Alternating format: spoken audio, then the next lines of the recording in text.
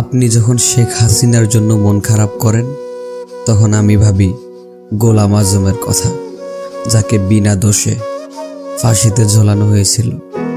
আপনি যখন শেখ হাসিনার জন্য মন খারাপ করেন তখন আমি ভাবি আল্লামা সাঈদী সাহেবের কথা, যাকে বিনা দোষে বছরের পর বছর তিলে তিলে শেষ করা হয়েছিল। আপনি যখন শেখ হাসিনার জন্য মন খারাপ করেন তখন আমি ভাবি আবু সাঈদের কথা, যাকে গুলি করে হত্যা করা হয়েছিল। আপনি যখন শেখ হাসিনার জন্য মন খারাপ করেন তখন আমি ভাবি মীর মুগ্ধর কথা, যে কিনা পানি বিলি করতে গিয়ে গুলিবিদ্ধ হয়েছিল। আপনি যখন শেখ হাসিনার জন্য মন খারাপ করেন তখন আমি ভাবি আয়নাঘরের কথা, যে আয়নাঘরের সামনে গেলে ভয়ে আপনি ঘুমোতে পারবেন না। আপনি যখন শেখ হাসিনার জন্য মন খারাপ করেন তখন আমি ভাবি গরিব দুঃখীদের কথা, যাদের 1 কেজি গরুর মাংস কিনে খাওয়ার সামর্থ্য নাই।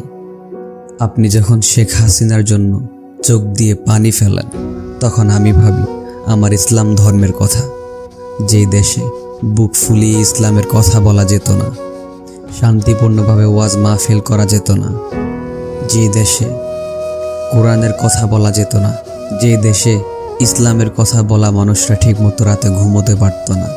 আপনার বিপরীতে আমি এগুলোই ভাবি।